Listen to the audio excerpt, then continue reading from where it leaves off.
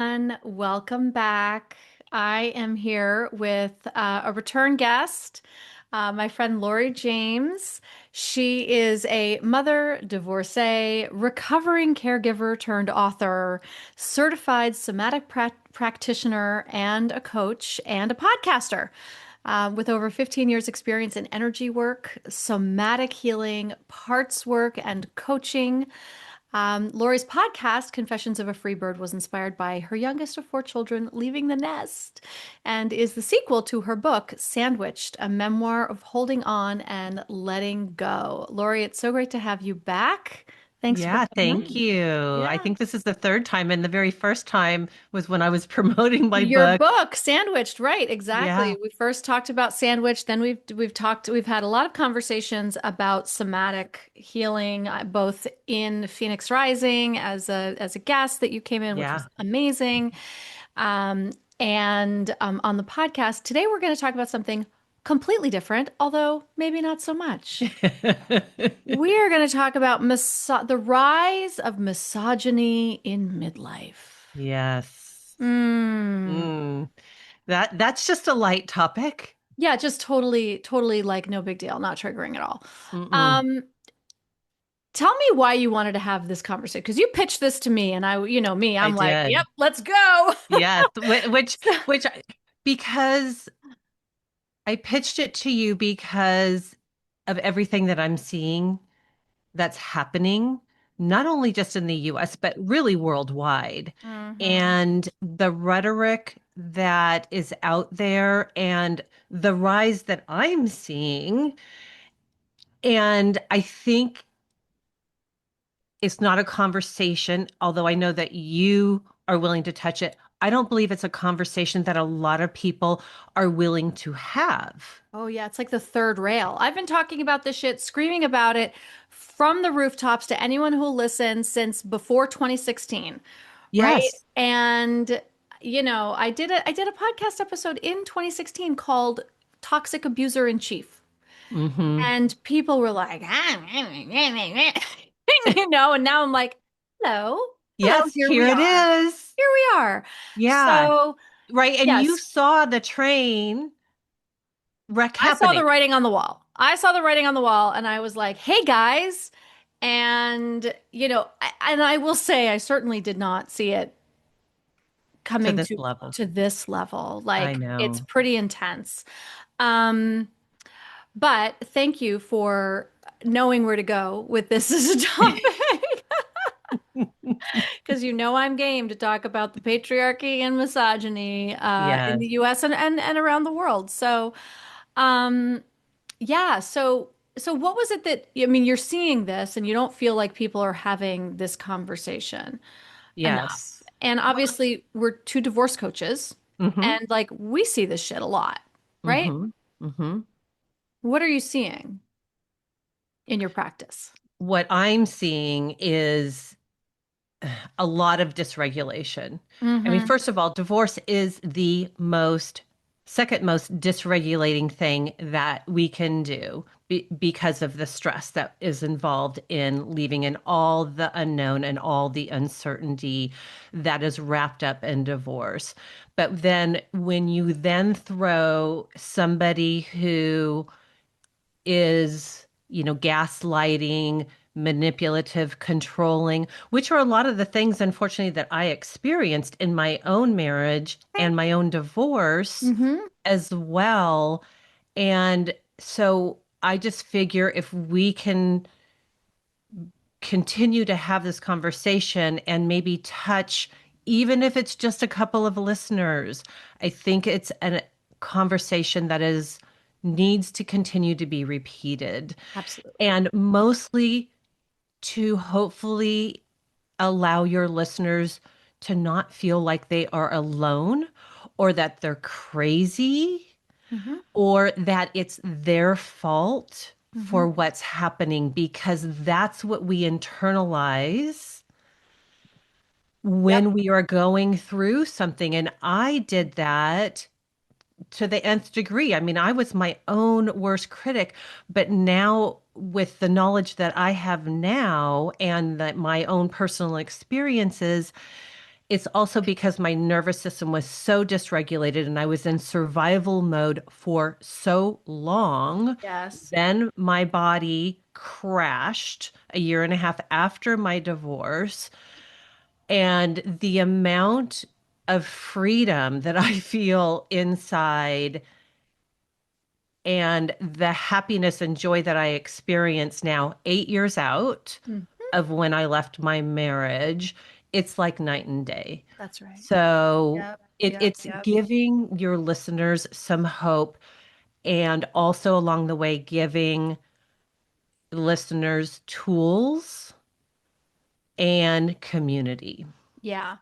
One of the things that's so, I think, my listeners, because they're my listeners and I've been talking about this for as long as possible, but I do think it's really important for women to understand, for us to name Yeah. the things that are happening to them as they're happening, right? That like you guys are walking down this path.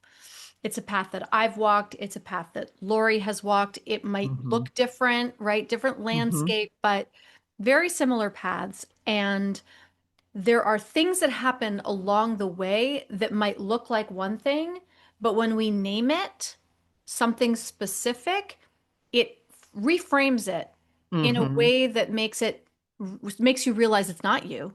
You're not Yeah. crazy, right? It Right. has a name. It is an outside force, and not only does that take the onus off of you for how you deal with it, um, or that if you've experienced it in a negative way, in a way that's, difficult or whatever, like that you're normal, like you're supposed to. Yeah. Um, but also that but that if it's called this other thing, then how you deal with it is actually has a completely different set of steps and a different Right. roadmap, right? Right. Yes. Um, so I mean, let's define it, right? What is misogyny? When we talk about when you and I talk about misogyny, what are we calling it? What are we saying? Well, I think misogyny is several things, right? It is gaslighting, it's coercive control. I mean, I think that in my opinion, it's um it's also a way for a spouse or partner to make the woman feel less than and have Yep. their feelings be irrational Yeah. and that their needs are too much Hmm. and that you and what that does is it teaches the individual not to trust themselves. Hmm. And when you don't trust yourself, then you are going to trust your partner as, well, they know better than I do. So I'm going to then listen to them, and maybe they are right. Maybe I am the problem. Hmm. Well, and I think that, in terms of like defining misogyny, right? Like I think exactly what you're saying. Like it is all of these things. The definition of misogyny from the dictionary is the Yes. dislike of, contempt for, or ingrained prejudice against women. So all of the things that you've been describing, right? Hmm. Misogyny and I mean, gaslighting and coercive control, all of those things. It's they exist inside this container of contempt for women, Yes. right? Yes. That's misogyny. And that if you look at the behavior that this person, and this is why it's so fucking confusing, because this Yes. person is supposed to love you. This Right. person took a vow to love, honor, respect, cherish you, and they are treating you with Okay. contempt, right? And that's where the gaslighting starts, right? Because you're like, but Hmm. they're like, but I love you. Well, if they love you, why do they have contempt for you? Right. If they love you, why are they treating you like they actually dislike you? And by the way, it may not be that they dislike you. They dislike all women. Yes. And by the way, that includes your daughters. Yes. And that's one of the other reasons why I want to have this conversation is because I have four daughters. Yes. Right. And Right. I feel very, very fortunate that they're in healthy relationships with great men. But that was one of my biggest fears Hmm. of having four daughters was, oh my goodness, are they going to repeat my pattern? Yes. Because I repeated in a different way, but I repeated a pattern that Hmm. was happening in my parents' marriage Right. as well. So Yep. that was my biggest fear.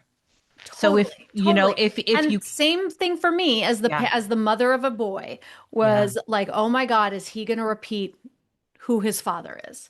You yeah, know? And so this was, we are the poster children for get the fuck out before your children become, you know, as impacted by the misogyny yeah, um, as as we were, you know, yes. and as perhaps you are. So, Yes, even though I did as much as I could to protect my kids from it. And sure. fortunately, my ex-husband worked a lot and wasn't in the house a lot. But now that they're adults, they are having to deal with some of that at some level Oh, sure. Absolutely. Of because course. there's, the healing, the healing isn't happening on the other side. Mm-hmm. Mm-hmm. Right. Well, no, of course not. But and getting out, yes, there are things we can do to mitigate these things inside the relationship, of course. Hmm. But ultimately, when we stay in it, we're saying something to our kids, Yeah. you know. Yeah. And Uh, here's another thing that before we go on, I just yeah. I want to also put in here because this is something that happened to me that I talked about a year ago when I was on your podcast. There's a guy named Gabor Mate. He is an MD and he's in the healing, body-based healing world. And I recently went to go see him. He was promoting a new book, but what Mhm. he talks about the effects that repression has on our bodies. Mm-hmm. And, this is kind of a loose quote, but he talks about the repression of anger is an automatic and unconscious mechanism, and it disarms our body's defenses against illness. And that is one of the reasons why women at this strikingly number experience 80% of all autoimmune disease. And that's a number, or that's a figure that the NIH um, has confirmed, Right. right? So that's the Because other point because this does have an effect on our bodies because our bodies can only handle so much of this emotional abuse, suppression of our feelings, emotions, choices. that's right. Exactly. Exactly. And here's the thing is that all autoimmune diseases, right, are um, fueled by increasing levels of cortisol and stress Hmm. hormones, right? Hmm. Those are like the feeders of Hmm. of suppressing the immune system is and so we carry all 80% more of these stress hormones in our relationships um, in the world just by Hmm. being a woman, Hmm. just by being female. Hmm. Um, and that men don't experience, right? We are Yeah. 80% more stressed Hmm. and And and it's it making us does show sick. up in our bodies. And I don't want to say that to have the listeners say, "Oh my God, I'm going to get an autoimmune issue." Oh, no, no, no, no, no. But But if you have one, by the way, you're right, if you have one and also not to shame anybody, because I also look back and say, why did I stay so long? sure. Yes, this Right? is not no. Well, right. And what had you wake the fuck up was ending up in the hospital Well, I ended up practically in the on your hospital deathbed. after, but there was definitely an emotional two by four that hit me up the head of, Right. oh no, I don't view you as a partner, so Yes. I'm going to make this unilateral decision Hmm. without you, even though we've been together for 20 years, which sent me into therapy, right? Hmm. And couples Hmm. therapy and It's not your fault. Like if you have an right, autoimmune disease or like there's no shame here. We're right. definitely not shaming anybody. Well, We're naming it. yes. And you are ready to leave when you have certain things in place Hmm. so you can feel safe enough Yes. in your body and in your mind to leave. Yeah. So I want to talk about that, right? Because then there's Yeah. this catch 22, which is I am, whether you have an autoimmune disorder or, condition or not, right? What we're saying is that 80% of the autoimmune disorders that women Happen to that women. happen in women. And the amount of stress that we experience is partially responsible for that. But Hmm. if you are stressed beyond belief, you can barely function, even if it hasn't, sort of tipped over the edge to like a full-blown autoimmune issue. But, you know, most of us walk around in a constant look. If we're bringing it back to misogyny, we walk Hmm. around in a constant state. Women are in a constantly heightened state. We walk around with our keys between our knuckles. We are Hmm. constantly vigilant and looking over Hmm. our shoulders. Hmm. We are, scared to open our DMs because there might Hmm. be some asshole in there, something violent, like whatever it is. We Hmm. experience this. We are stressed. So our nervous systems are way more Constantly activated. hyper vigilant. Right. And then we're supposed to get to a place where we feel safe enough in the midst of all this hypervigilance to use our brains, to have our executive functioning work well enough to Hmm. be able to create a safety plan or get our Hmm. ducks in a row, right? We always Hmm. tell everyone like get your ducks in a row before you make a plan to leave and all that shit. And it's like I don't have that brain. That part of my Yeah. brain isn't Well, yeah, working. because my prefrontal cortex is off because I'm just trying to survive the day. Exactly. Exactly. And like this is what we're telling people, right? And yet you Yeah. and I both know that in order to do that, it is a Herculean effort. Yes. Um, and since somatic work is your area of expertise, what advice do you give to women who feel so activated that they literally can't make a plan? That we're telling them to make a plan, but they're like, I can't think. Hmm. Yeah. It's taking breaks throughout the day to not think about everything, not and just be with yourself, learning simple somatic practices that can help regulate you. And also, I also talk about creating a what I call a regulation toolbox. What are the things during the day that help you feel more pleasant and present? Even if it's only doing that 3 times a day for 5 minutes, going for a walk around the block, petting your animal, Hmm. talking to a friend who is safe, having your appointment with your therapist or a somatic practitioner who knows how to regulate your nervous system, Yeah. right? Hmm. Sitting here and feeling, sitting down and just feeling the chair support you, feeling your feet on the ground, and also noticing and tracking what's happening in the body if you can connect with it. Not everybody can. And if they can't, sit and look at a tree, the wind blow through the trees for 3 minutes. That is how quickly you can start learning to downregulate your nervous system because you've lived in a heightened state of survival for so long. Yeah.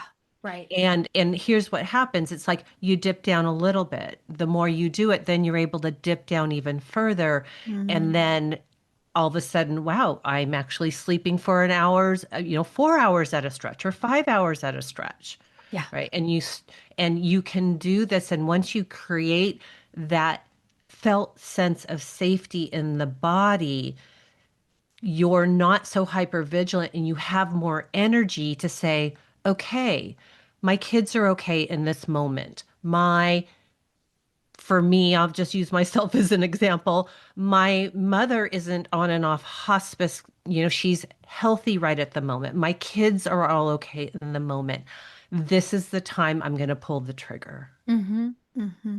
Yeah. And it's Yeah. waiting, and sometimes it's that waiting for that kind of ideal situation. And then you pull the trigger and you go and you don't look back. Yeah, right. Because I Or did you that make the twice. plan. Or you Right. make the plan, right? I was just thinking about how, like, sometimes when people start talking about how, like, well, as soon as I sort of sit down to meditate or like I start to like breathe, like my brain starts racing. Yeah. And I think sometimes that's because your prefrontal cortex is coming back online, right? And so if Yeah. the to-do lists start, if you like are like feeling flooded and you can't like blah, blah, blah, blah, and then you sit down and you start to breathe, and then like the to-do list starts happening, like keep a pad of paper next to you and Yeah. write the shit down because what it signifies, what it signals to me is that like, yeah, your prefrontal cortex is coming back online. It has a lot of shit to do, right? Right. You don't need to come out of the mindfulness or whatever, but just like jot it down so that you're capturing Right. things, And then right, as they're come happening. back. But also, we know that when you're flooded with thoughts, you're in a state of dysregulation. Mm-hmm. Mm-hmm. Right. And so, yes, jot them down, let them float by like a cloud and say, thank you. I'll come back to it. Let me come back to my body right now. Yes. Right. Again, even just for 5 minutes, I don't want to make this complicated for anybody. No. And that's the No. beauty of somatic experiencing. It's just about experiencing what's happening in the body for short, what we call titrated, short periods of time throughout the day, because we want our nervous system to come up into activation and down into rest and digest, up and down. That's what a healthy nervous system looks like. It's not about being calm all the time. No, Because no, it's not. it's not reality. It is not. Um, you know, and I think again, like it's just really important to just recognize and acknowledge that like we as women are experiencing this at rates that are so exponentially higher than men are Yeah. because of the systemic conditioning. Yeah. Hey, my love, quick interruption here. I know that divorce is hard enough on its own, but high conflict divorce is something else entirely. When every decision becomes a battle, every message feels loaded, and you are constantly second guessing your next move, you need more than information. You need ongoing strategy, expert guidance, and a community of women who understand exactly what you're navigating. Phoenix Rising is the place to get all of that and more. Phoenix Rising is my group coaching program for women who have decided to leave or who are already in the process of divorce. In it, you get live coaching with me, monthly trainings, quarterly guest experts, access to all of my resources, and a private community so that you don't have to figure this out alone. Learn more and join us at kateanthony.com/Phoenix Rising. I promise that wherever you are in the process, this group will support you in ways you never even knew that you needed. So join us at kateanthony.com/Phoenix Rising. And now back to our episode. Yes. Um, so what, look, we know, right, that this has been going on for, an eternity, right? I mean, my mother was railing against the patriarchy in the 70s, Oh, and I I love remember just that. being like, oh, mom, shut up with the patriarchy. And now, look at Look me at you. now. Let's go, Mom. Oh, geez. Um, but like that says something that like in the 70s my mom was railing about it and here we are now. Hello. You Still have dealing with some, it. yeah, still dealing with it and louder and worse, right? Yes. Because this is not just a you have some sort of shocking statistics that you would like to Yes. share Yes. Yes. with us. Um, so misogyny across the US in 2025 and 2026, there was a measurable difference. In the 24 hours following the 2024 election, misogynistic phrases on social media spiked 4,600%. Like, I don't, it's hard for me to comprehend that number. Especially since it felt like people hated women before then.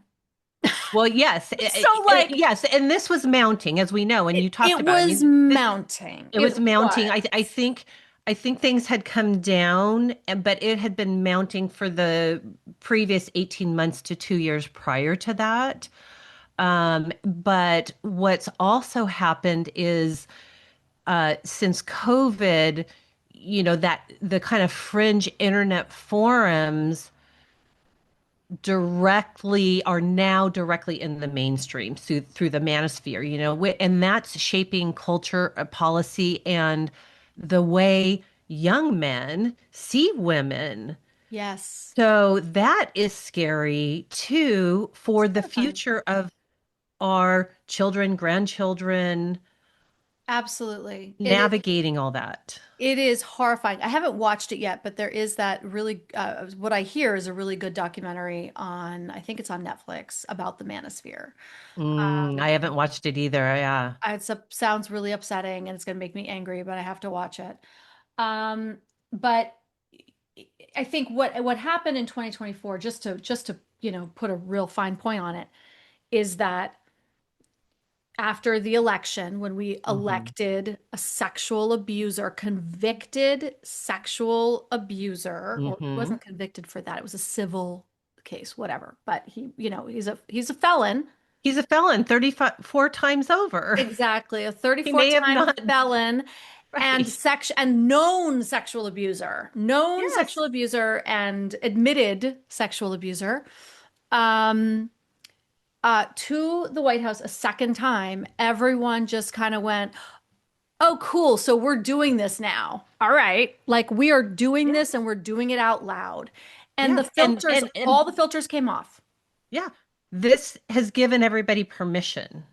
Yes, that's right. It's a permission Now, slip. now the filter, because in 2016 it was still like, "Ooh, are we okay with this?" Like, the grab him, but when he got elected, after the grab him by the pussy, there were Ugh. those among us that were like, "Yeah, so we're doing this now." Y'all see that we're doing this now, and people are like, Mhm. "Well, the economy and like, blah blah blah, whatever it Yeah. is." Yeah. How's the economy now? How's Sorry. the economy now, motherfuckers? I just paid Um, $7 a gallon for gas the other Yeah, day. Lori and I are in I live in California, California. which is like a whole other. You guys are like, and oh my God, gas is $4 a gallon. Yeah, Fuck you. right. Gas is $7 a gallon for us right now. Oh my God. But anyway, yeah, it's very serious. We are in a horror, but anyways, but people were sort of saying like at that point, like, no, we didn't mean it. Oh, locker room talk. By 2024, we knew he meant it. Hmm. And they knew he meant it, and the floodgates were open. Yeah. And now we're all, I guess, okay with this. Yeah. Um, and And, so, but and everything changed. comments like "shut up, piggy." Hmm. Hmm. Yeah. Yeah. That even though that reporter was composed and handled itself, and I know Caitlin Collins has gotten a lot of blowback. God bless that woman for Oh showing my up and God, interviewing him every week. Like, what, right? like, But how? that does have an effect over time on people, Of regardless how, course. right? It Yes, it just absolutely. It does. just does. And so, right. And so, And then everyone laughs. Like he said, "Shut up, Piggy." Like she is a piggy. Like whatever Oh, it is. he doesn't mean it, or he meant this. Like, no, he meant it. Or now they're like, oh, it's funny. They're not even anyway. We could go on and on about Yeah. him. I don't want to talk about him, Yeah. but Okay. Yes. point being that now we have things like rape academies, Yes. right?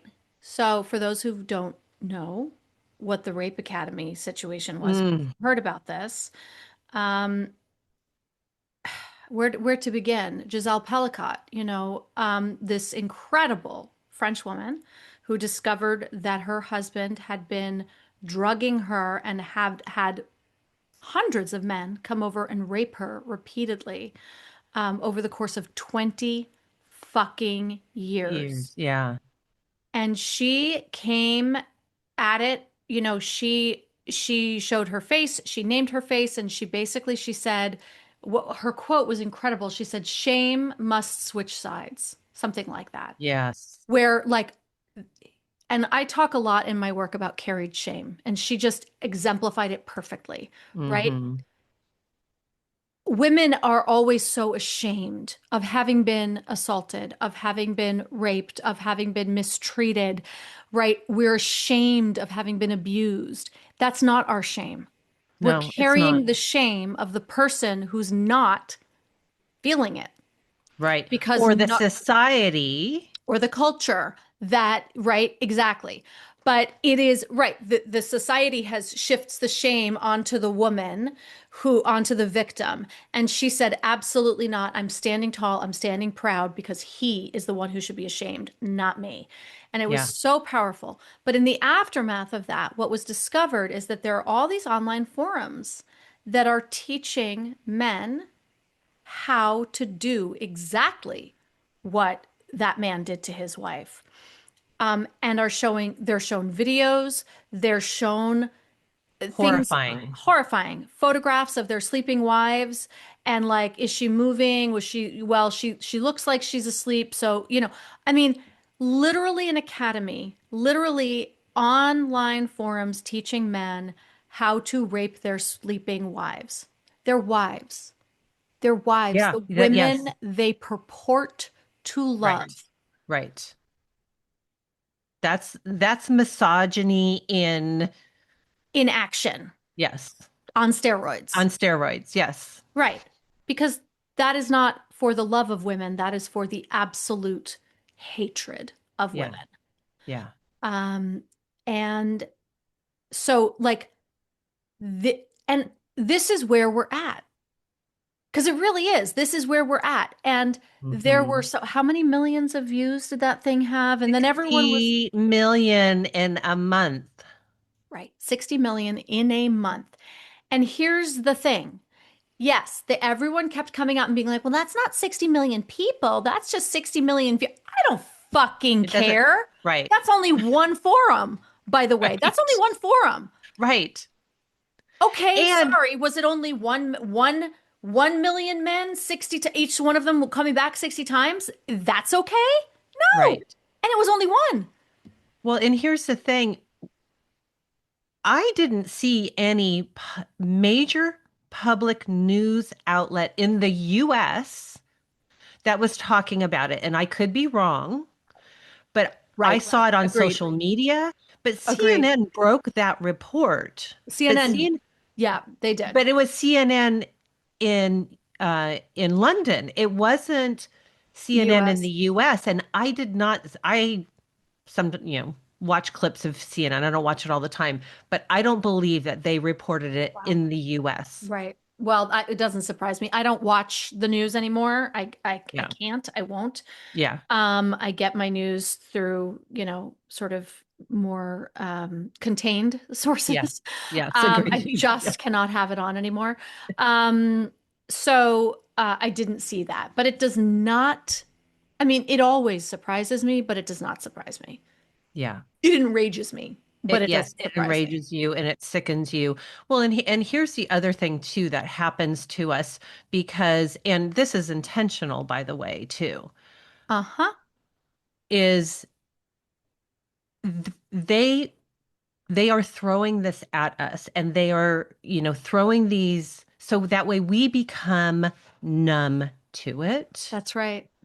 That's right. And from a nervous system standpoint, right, we are either puts us in a fawn response, we Yep. go into a freeze or collapse response. And sometimes, like right now, you and I, we're in a little bit of a fight response, which is good, right? It's like, okay, come on, let's have this Fucking get conversation, him. Let's right? go. Let's take them down one at Yeah. a time. Come on, Kate. But Uh-huh. and that is a good thing. But when we are, when we are shut down all the time, when we're in a fawn response all the time, we don't have that agency to create the fight, to be able to fight back. It's not anything that's wrong with you. It's how our nervous system is in that moment or that period of time in our life.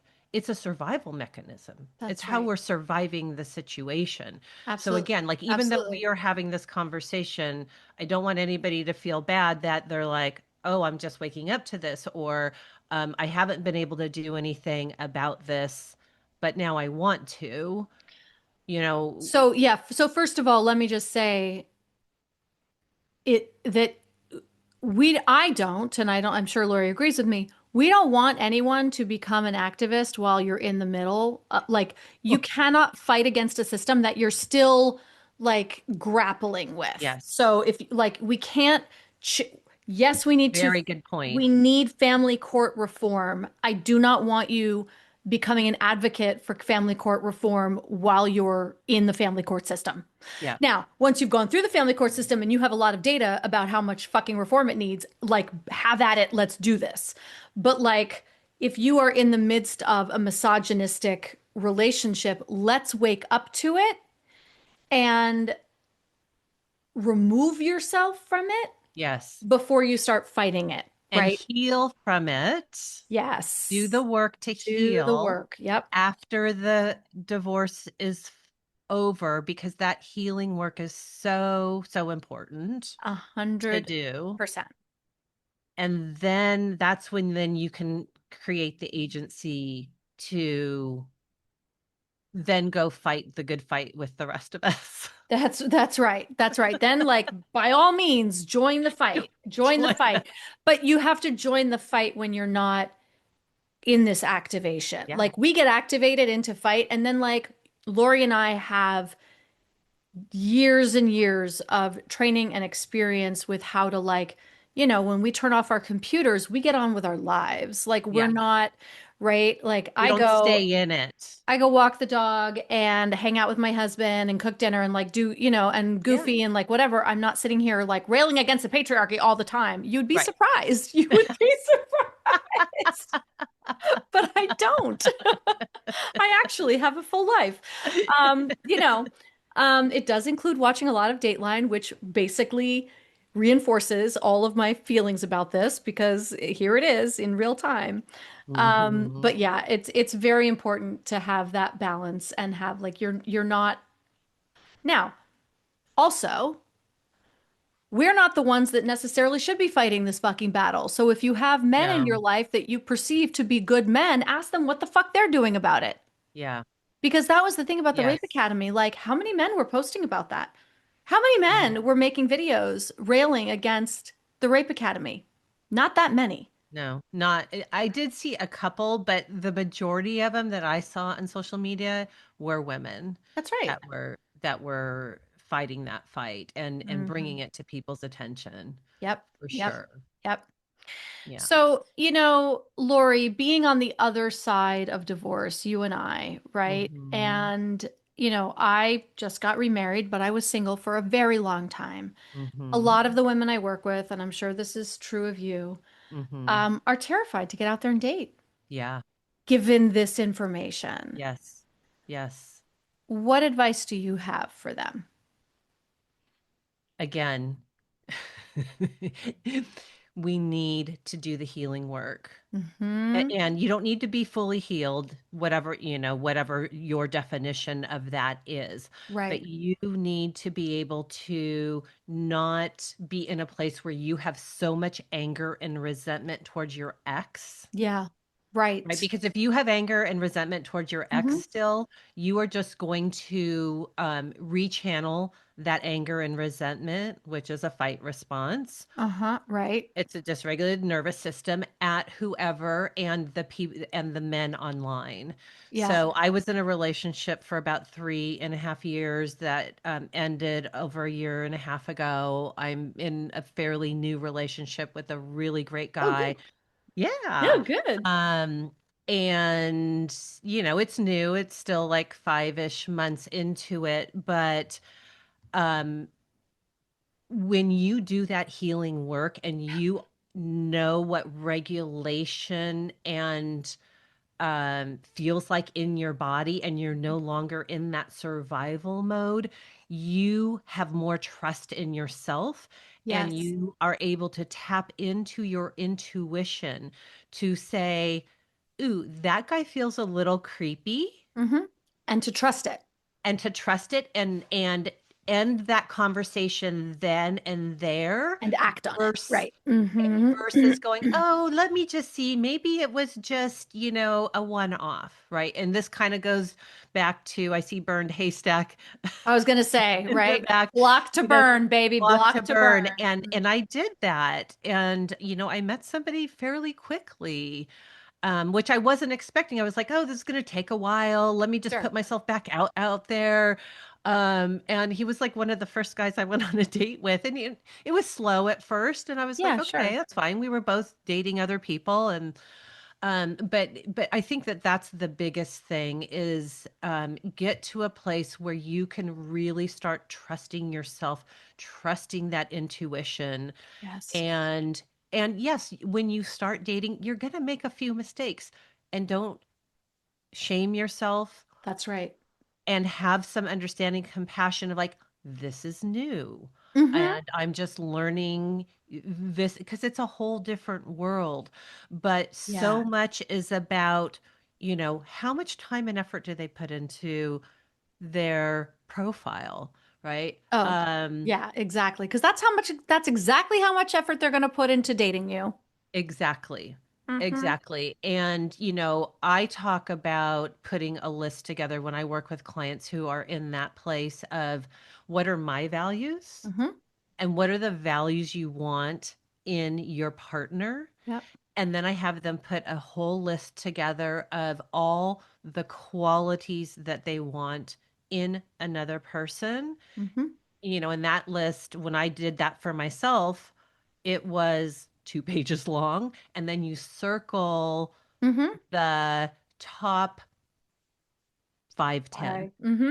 Yep. that Totally. are Yep. really important to you. And you keep going back to that list as you're dating and checking, does this person Mm-hmm. meet Mm-hmm. I mean, I my think non-negotiables? yes. And what you're really pointing to, Lori, is being keeping yourself as emotionally regulated as you Yes. can throughout the process so that your prefrontal cortex, Yes. your discernment brain is Yes. able to actually do the discernment work, right? Yes. Because when you're flooded, when you're triggered, when you are reacting from past stuff, whatever, you're not discerning in the way that you would be. Right. And it's important. I think you said something, and I just want to come back to it. You said, like, we all make mistakes. So, like, you'll make Mm-hmm. mistakes. Mm-hmm. Sometimes, yes, it's a mistake. Sometimes, like, there are assholes out there, and that's not you. Again, like the Yeah. shame, that's not your mistake. That's their mistake. That was their Right. actions. And I Right. think it's so important that we just binged the second season of Worst Ex Ever, which, Oh, I haven't watched that. oh God. Um, but all of the women who had been violently abused by these people Mm-hmm. made themselves wrong for going back to them. It's like, I Mm-hmm. know I should have known better. I can't believe that I did this, but I did this and I Mm-hmm. went back. And I just wanted to take every single one of them and be like, that is not your fault. That Yeah. is the system. That is the design. That is what these relationships do to us. That is not you. And what I want is for in these shows for the survivors to say things like that, Yes. not like, I was such an idiot. I can't believe, like, oh, Well, and it takes time to undo that pattern yes, that's in our bodies, in our minds, in our nervous systems. That is not a pattern that gets undone overnight. right. And in an Amazon instant gratification world, we want it to get undone overnight, Yep, and we it do. just doesn't happen. It's true.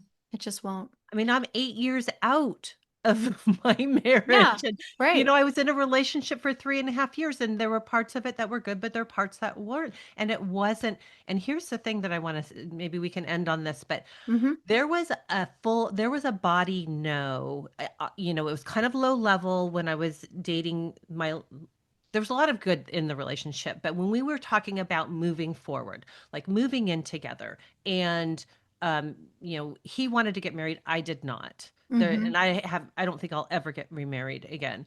I could see living with somebody, but there was a a body no. It was low, it was a whisper, but it's like, mm-mm, not Mm-mm. this, Mm-hmm. mm-mm, Mm-hmm. not this. Listen, right. Listen Yes. to that. And I listened to it. Yeah. And this new guy, it's like, I don't have that with him. Again, it's Mm-hmm. still new and that could come up again. Mm-hmm. But that little whisper, no, not this, Yes. is so important to listen to. Yes. And there's so much more we can go into because Yeah. you're so right. Um, but and it's also training your nervous system to trust yourself, to Yes. trust those no's when to Yes. be able to hear it and go, oh, right. And I think that there is a way of exercising that muscle, which is sort of what do I need? Like noticing the feeling in your body, noticing what's happening, then noticing, like, and then asking yourself, well, what do I need? What do I Hmm. need in this moment? And when you ask yourself what you need and then you provide it for yourself, you start to build trust in yourself. And Yes. that's the beginning stage. Like I feel like Yes. that's step one in learning to trust yourself so that when you do have this low level no, you can notice it because you've been training the Hmm. muscle to notice, Hmm. right? And then you can Hmm. trust it. Yeah. And when you do that, you have more self-compassion for yourself and you don't blame yourself of like, why am I always attracting the bad boy or the No, assholes or right, whatever it exactly. is, No, you know why? Because there are more of them out there. right? That's why. That's what we're Because learning we're now. doing the work. The listeners, the fact that you're listening to this podcast means that you're either interested in doing the work or doing the work. And unfortunately, that's the disparity. Men are not doing the work at the same level. So the pool is going to be much smaller. It's not about you, the listener, but That's right. you and I both know and feel it. And you're now married. There are good guys out there. They're not It's that many, but there they're not, are. but there are. But there are. There are. And, And yeah. that's what I want to just one more thing. Sorry. Yes, I know. We could do Is this we forever. because we can get hyper vigilant in the other direction. That's why the Uh-huh. healing work is so Yes, important, that's right. right? It's like We all become guys so avoidant. are So, yeah. misogynistic. Mm-hmm. Not Mm-hmm. all men are misogynistic. Yes, it's growing and yes, it's an issue, but not all men are that way. Yeah. There are men out there that are respectful, loving, caring, and will treat you well. Yes, and they're fighting an uphill battle because I think most men are. And so, Yeah. like, the ones that aren't have done actual work to not be, Yes. right? Yes. So, Mhm. anyway, we're going to continue this conversation on Lori's podcast. Yeah. So, Lori, this has been a great conversation. Yes. And listen, guys, we're not out here to scare you. We are here to keep you safe. So, Yeah. And um, support you on your mhm, journey. that's right. Lori, where can everybody find you? if they want to get into Uh, this somatic healing work. yeah, they can Yeah. find me on my website, Laurie, Laurie, middle initial E, James.com. I'm also on Instagram at Laurie.James. But yeah, that's where you can find me. And I've got a freebie and I've got, great introductory nervous system regulation starter kit if you want to learn a little bit more about it. But Awesome. And all that will be in the show notes. Thank you so yeah, much, Lori. thank you, Kate.